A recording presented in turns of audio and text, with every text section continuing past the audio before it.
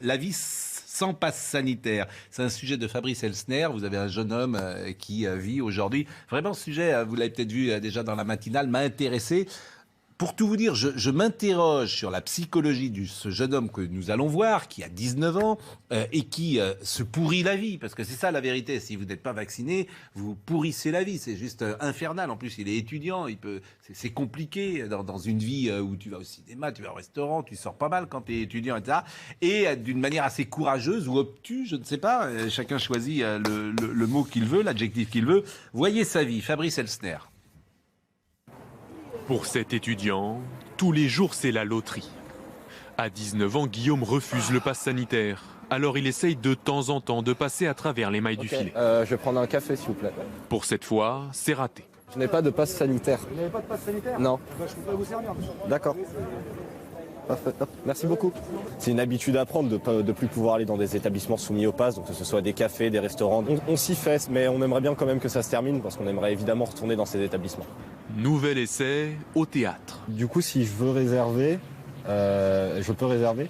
Mais par contre, j'ai un problème, c'est que j'ai pas de passe sanitaire. C'est possible quand même ou pas ? Impossible pour le jeune homme d'accéder à la représentation. Même chose au cinéma. Depuis quelques mois, il a donc dû s'adapter. On compense en regardant des films à la maison entre amis. Bon, le théâtre, c'est un peu plus compliqué, mais on peut regarder des rediffusions de théâtre, c'est moins sympa. Mais on trouve des solutions. Pour le supermarché, pas de problème. Mais avec l'accumulation des restrictions pour contrer l'épidémie, il craint que les règles ne changent. Ça a été déjà le cas, puisque le pass sanitaire était demandé dans les centres commerciaux. Donc si votre supermarché était dans un centre commercial, vous ne pouviez plus faire vos courses. Dieu merci, ça a été enlevé. Mais c'est toujours une inquiétude qui plane. Après une journée contrariée, le jeune homme a finalement pu rentrer chez lui. Le pass sanitaire n'est pas exigé dans les trains régionaux pour le moment. Bon, écoutez, Guillaume, sa vie va pas être, c'est pas simple. J'ai eu cette vie-là, je l'ai encore, puisque je ne m'étais pas fait vacciner, mais j'ai quand même été contaminé par le Covid et j'ai maintenant un pass dont je ne me sers pas. Mais ces gens. Pourquoi vous vous en servez pas ? Parce que je suis solidaire de ceux qui protestent contre... Je ne veux pas de ce monde-là. Donc vous n'entrez pas dans un café ? Non, toujours pas. Enfin, je peux y rentrer maintenant, là, ça pourrait m'arriver, mais enfin, pour l'instant, je ne le fais pas. J'ai pris cette habitude-là. Je ne vais plus dans les cafés, dans les restaurants, etc. Cinéma, rien, musée, rien. Je suis solidaire de ceci, parce que, plus généralement, ce n'est pas du tout parce que je suis contre les vaccins, encore une fois, c'est parce que je suis contre ce monde ignoble. Mais non, mais écoutez-moi, vous l'avez dit, vous répétez. Non, mais je vous explique pourquoi ces gens-là le font. Mais oui. Souffrez que je vous l'explique. Et je souffre. Ces gens-là le font peut-être parce qu'ils... Ces gens-là le font peut-être parce que certains sont anti-vax, mais d'autres le font parce qu'ils refusent cette hystérie sanitaire. J'ai compris. Ils ne veulent pas être solidaires de cette hystérie sanitaire. Ce sont des résistants. Respectez-les. Eh bien, attendez, je les respecte. Alors là, franchement, c'est le mot qui convient. Je les respecte. Je les trouve courageux. Je trouve qu'ils se pourrissent la vie. Voilà.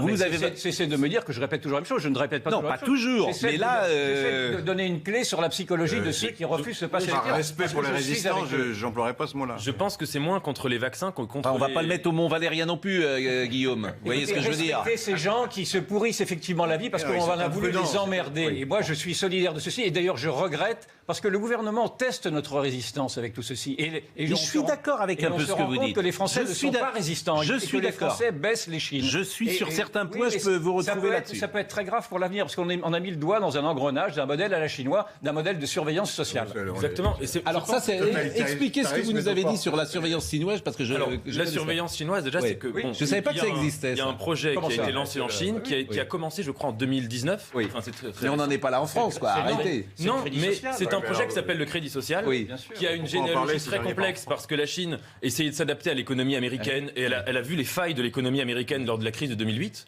Et elle a dit, nous, il faut qu'on contrôle les citoyens, que les citoyens se comportent très bien, à la fois économiquement, mais surtout moralement, c'est-à-dire traverser au feu vert, des choses comme ça, des choses aussi bêtes que ça.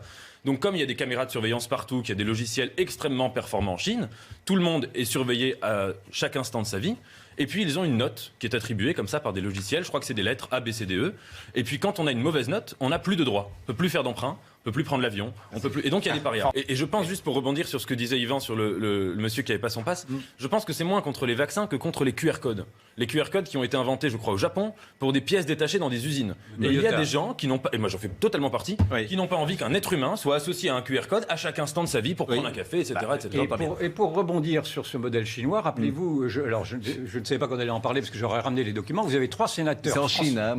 Non, c'est en France. Vous avez 3 sénateurs.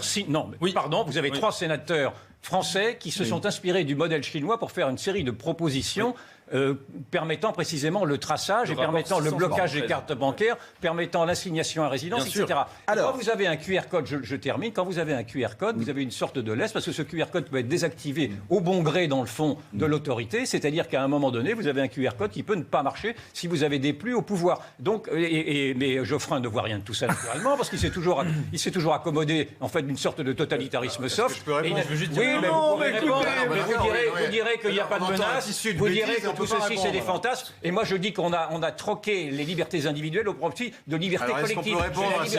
Et la liberté collective, c'est déjà une sorte de petit communisme qui arrive. Est-ce qu'on peut répondre? Oui, mais si c'est toujours eux qui parlent, on ne peut jamais débattre. Non, attends. Vous, je peux vous couper, j'ai plus d'autorité sur vous que sur Yvan. Donc c'est vous qui prenez. On n'est pas quoi? On n'est pas en Chine, donc on peut parler. La parole est à monsieur Geoffrin. La comparaison avec la Chine est absurde. En Chine, il n'y a qu'un seul parti. Les gens sont en prison, les dissidents, on les met au trou. Les Ouïghours, ils sont quasiment victimes de génocide culturel. Enfin, bon, cette comparaison n'a aucun sens. Ce qui est vrai, c'est que si on habitue la population à une discipline excessive, ça peut laisser des traces. Oui. Mais il y a quand même des garanties contre ça. D'abord, il y a un conseil constitutionnel que vous ne cessez de contester. Mais enfin, c'est lui qui... Attends, j'ai pas conseillé qui vérifie. Laissez-moi vous répondrai après. Il y a un conseil constitutionnel, il y a un conseil d'État qui ont donné l'accord. Le conseil d'État nommé par le président. Qui ont donné... Non, le conseil d'État n'est pas nommé. Le président du conseil d'État... C'est pas lui qui décide. Oui, mais enfin bon... Bref, à chaque fois, vous essayez de m'empêcher de parler. Vous vous contentez de contre-pouvoirs qui sont trempés... Enfin, écoutez, si vous êtes démocrate, vous devriez protester contre l'absence de contre-pouvoir dans cette manifestation-là. Cette législation n'est acceptable, que si elle ne laisse pas de traces, ça c'est un problème culturel, de culture politique, et deuxièmement, elle n'est acceptable que si elle est temporaire. Or, elle est reconduite par le Parlement régulièrement pendant la pandémie. Dès que la pandémie sera calmée, il faut que toutes ces lois disparaissent. Mais vous êtes d'une naïveté. Vous êtes d'une naïveté. Je peux dire une toute petite phrase. Oui, mais bon. Non, mais juste une toute petite phrase. Il y a un risque. Quand même. Pas qu'il y a un risque. Bon, merci à vous. Je commençais à m'inquiéter de votre santé parce que. Respectez-moi. Arrêtez. Non, respectez-moi. Mais vous voyez bien que c'est fondamental. Nous changeons de régime. Non, mais animer un débat. Non, mais nous changeons. Non, mais respectez-moi. Je vous assure, respectez-moi. Mais simplement, je veux poser ce problème du changement de régime. Oui, vous l'avez dit 10 fois. Non, on ne cesse de parler de vaccins. Moi, ça m'emmerde de parler de vaccins. Eh bien, on va parler d'autre chose. Alors, on parle d'autre chose. Voilà. Et puis dites pas ça m'emmerde, parce que c'est pas beau de parler comme ça. Vous êtes macronien.